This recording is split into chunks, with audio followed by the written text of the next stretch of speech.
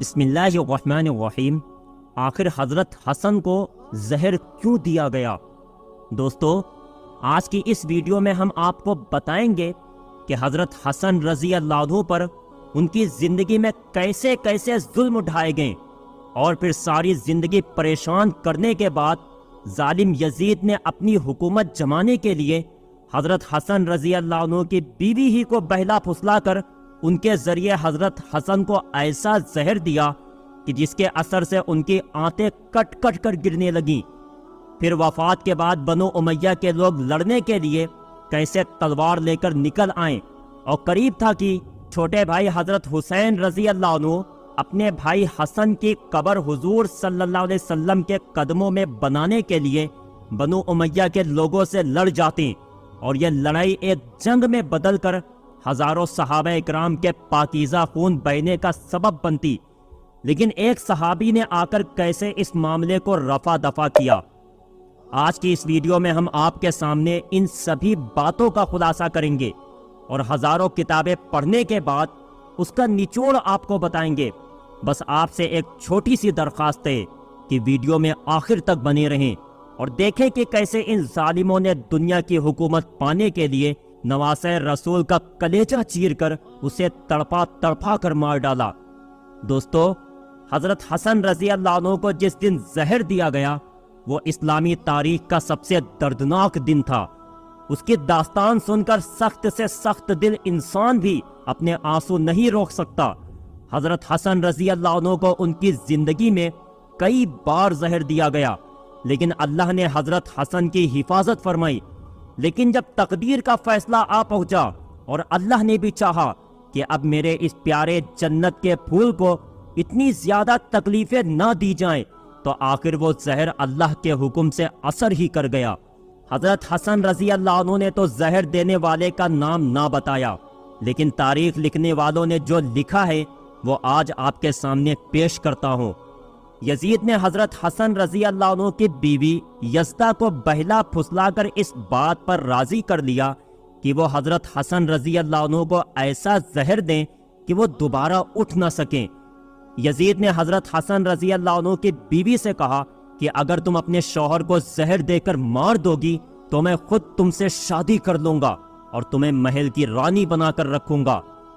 یزید بہت دنوں سے اس سازش میں لگا ہوا تھا کہ وہ کسی طرح اپنے راستے سے حضرت حسن و حسین کو ہٹا دے، کیونکہ وہ جانتا تھا کہ اگر میں نے ان دونوں کو راستے سے ہٹا دیا تو اگلی حکومت کا بادشاہ میں خود بنوں گا۔ جب یزید نے حضرت حسن کی بیوی سے ایسی بات کہی تو اس نے لالچ میں آ کر حضرت حسن کو کئی بار زہر دیا، لیکن اس زہر کا ان پر کوئی اثر نہ ہوتا۔ آخر یزدہ بیوی نے ایک ہیرے کو بہت اچھی طرح پیس کر اسے پانی میں ملا دیا، اور پھر وہ پانی اس گھڑے میں ڈال دیا کہ جس سے حضرت حسن رات میں اٹھ کر پانی پیا کرتے تھے۔ سن 50 ہجری 27 صفر کی رات حضرت حسن رضی اللہ عنہ سو رہے تھے کہ اچانک انہیں پیاس لگی تو اپنی بہن زینب کو پکار کر بلایا۔ حضرت زینب اس وقت مصلی پر بیٹھی اللہ کی عبادت کر رہی تھی۔ بڑے بھائی کی آواز سن کر جلدی سے پاس پہنچی تو حضرت حسن رضی اللہ عنہ نے کہا کہ زینب، میں نے ابھی ایک بڑا عجیب سا خواب دیکھا ہے، میں وہ تمہیں بتانا چاہتا ہوں۔ حضرت زینب نے کہا کہ جی بھائی فرمائیے۔ تو حضرت حسن نے بتایا کہ میں نے خواب میں دیکھا کہ میرے نانا حضور صلی اللہ علیہ وسلم اور والد حضرت علی اور میری امی حضرت فاطمہ، یہ سبھی لوگ مجھے جنت کی سیر کرا رہے ہیں۔ میں نے اپنے نانا حضور صلی اللہ علیہ وسلم سے شکایت کی کہ اے نانا جان، آپ کے جانے کے بعد مدینہ میں مجھے اور میرے بھائی کو بہت ستایا گیا، میرے ماں باپ کو گالیاں دی گئیں۔ تو اس پر نانا جان نے جواب دیا کہ اے میرے پیارے بچے، پریشان نہ ہو، تم بہت جلد ہی مجھ سے ملنے والے ہو۔ یہ بات جیسے ہی حضرت زینب نے سنی تو آنکھوں میں آنسو بھر آئیں اور سمجھ گئیں کہ اب میرے بڑے بھائی حضرت حسن کے ساتھ کیا ہونے والا ہے۔ امی حضرت فاطمہ اور والد حضرت علی نے تو بہت پہلے ہی ساتھ چھوڑ دیا تھا، اب اس معصوم بہن کا صرف ایک ہی سہارا اپنے دونوں بڑے بھائی حسن و حسین تھے۔ لیکن جب اپنے بھائی کی زبان سے ایسی بات سنی تو خود پر قابو نہ رکھ سکی اور آنکھوں سے بے اختیار آنسو بہنے لگے۔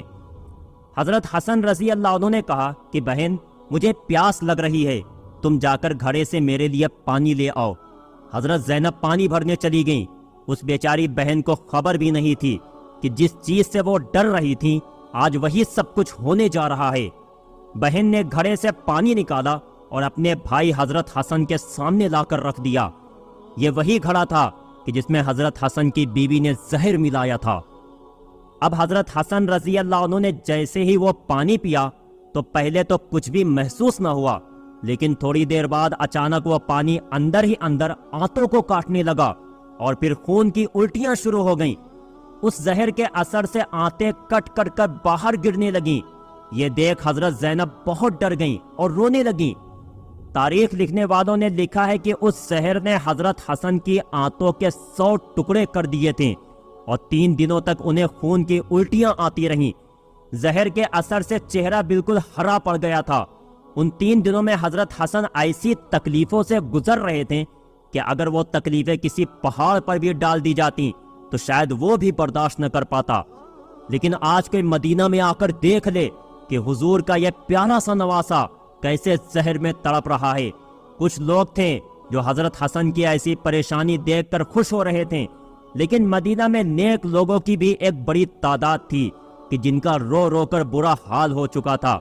حضرت زینب تو بیچاری اپنے بڑے بھائی حضرت حسن کو دیکھتی جاتی اور ایک خاموش فریاد کے ساتھ اللہ کے حضور میں جھولی پھیلا کر دعائیں مانگتی کہ اے اللہ میرے بھائی کو ٹھیک کر دو۔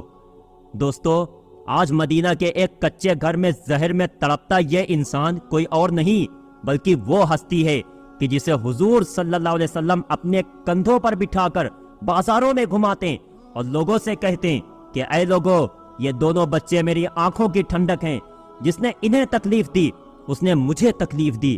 اے اللہ، جو بھی میرے حسن حسین سے محبت کرے آپ بھی اس سے محبت کرنا۔ لیکن آج مدینہ میں رسول کے اس نواسے کو زہر میں ایسا تڑپایا گیا کہ اس کا چہرہ ہرا پڑ گیا، آنتیں کٹ کٹ کر خون کی الٹیاں ہونے لگیں، ہر طرف کوہرام مچا تھا۔ لیکن شاید اب تقدیر کا بھی فیصلہ آ چکا تھا اور اللہ نے بھی حکم دے دیا تھا کہ اے فرشتو، جا کر میرے جنت کے پھول حسن کو میرے پاس لے آؤ۔ ان ظالم لوگوں نے میرے پیارے رسول کے بچوں کو بہت تڑپایا ہے۔ حضرت حسن رضی اللہ عنہ جانتے تھے کہ اس گھڑے میں زہر کس نے ملایا ہے، کیونکہ گھر میں باہر کا تو کوئی بندہ نہیں آ سکتا۔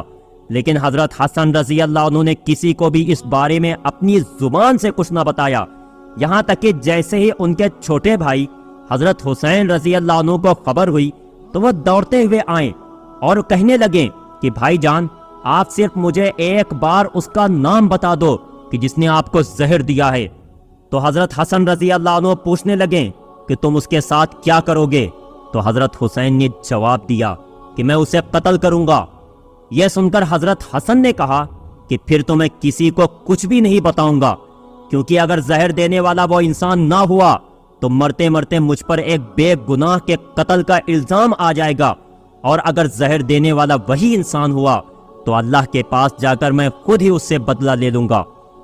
3 دنوں بعد آخر وہ دن بھی آیا کہ جب حضرت حسن رضی اللہ عنہ کو اپنی وفات بالکل قریب نظر آنے لگی تو اپنے چھوٹے بھائی حسین سے کہا کہ جاؤ اور میری نانی حضرت عائشہ سے پوچھو کہ آپ کا نواسا حسن اپنے نانا کے قدموں میں دفن ہونا چاہتا ہے، کیا آپ کی اجازت ہے؟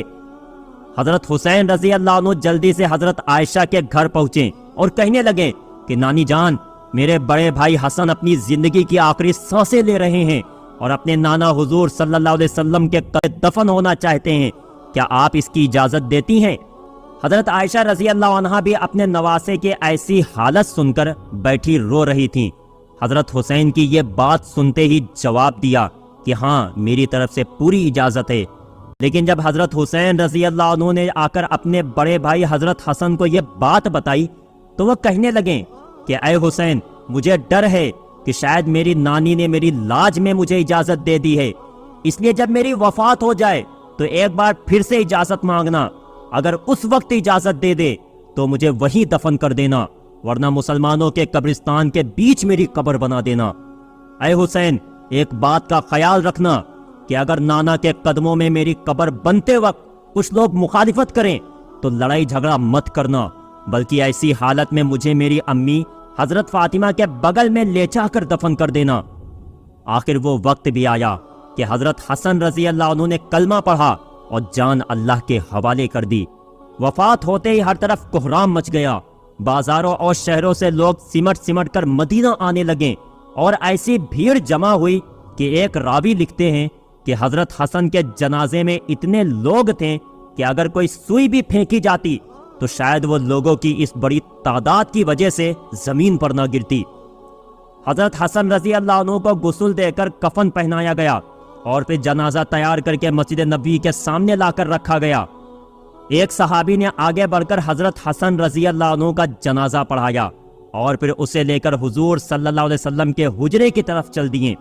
लेकिन जैसे ही मरवान के लोगों को इस बात की खबर हुई कि हजरत हसन रजी अल्लाह अन्हु को हुजूर सल्लल्लाहु अलैहि वसल्लम के कदमों में दफन किया जाएगा, तो सभी तलवारें लेकर लड़ने आ गए और कहने लगे कि जब हमारे खानदान के एक फर्द हजरत उस्मान रजी अल्लाह अन्हु को उस जगह दफन नहीं होने दिया गया तो हम हसन को भी उस जगह दफन नहीं होने देंगे। ये सुनकर छोटे भाई हजरत हुसैन रजी अल्लाह अन्हु गुस्से में आ गए और कहने लगे कि तुम लोग होते कौन हो मेरे भाई को उसके नाना के बगल में दफन होने से रोकने वाले? याद रखना, अगर तुम बीच में आए तो मैं एक एक की गर्दन उड़ा दूंगा।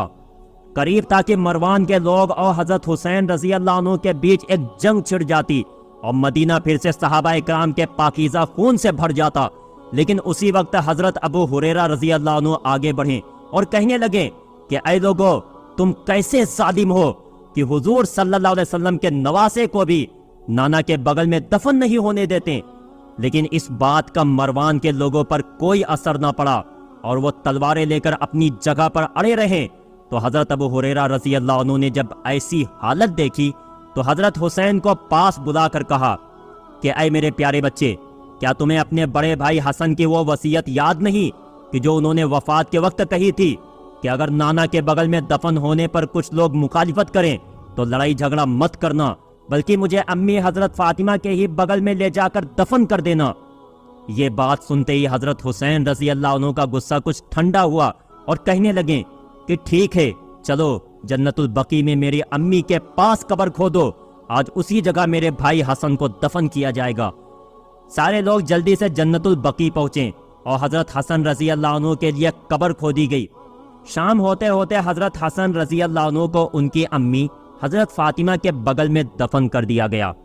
दोस्तों, हजरत हसन रजी अल्लाह अन्हु की वफात कोई ऐसी वैसी वफात नहीं थी, बल्कि उसका असर आलमे इस्लाम पर ऐसा पड़ा कि बनु हाशिम की औरतों ने 1 महीने तक सोग मनाया। बाजारें बंद हो गईं, लोगों ने काम धंधा छोड़ दिया और हजरत हसन की वफात का ऐसा गम था कि सभी अपना गम भूल गए। जनाजे के बाद जब हजरत अबू हुरैरा रजी अल्लाह अन्हु मस्जिद पहुंचे तो देखा कि लोग बहुत परेशान हैं और बैठे रो रहे हैं। तो हजरत अबू हुरैरा रजी अल्लाह अन्हु कहने लगे कि ऐ लोगो, आज जी भर के रो लो, क्योंकि मेरे प्यारे रसूल का सबसे महबूब बच्चा हमें छोड़कर जा चुका है। प्यारे दोस्तों, अगर वाकया पसंद आया हो तो लाइक करना और चैनल को सब्सक्राइब करना ना भूलें और जाते जाते एक प्यारा सा कमेंट ज़रूर कर देना। अस्सलामु अलैकुम।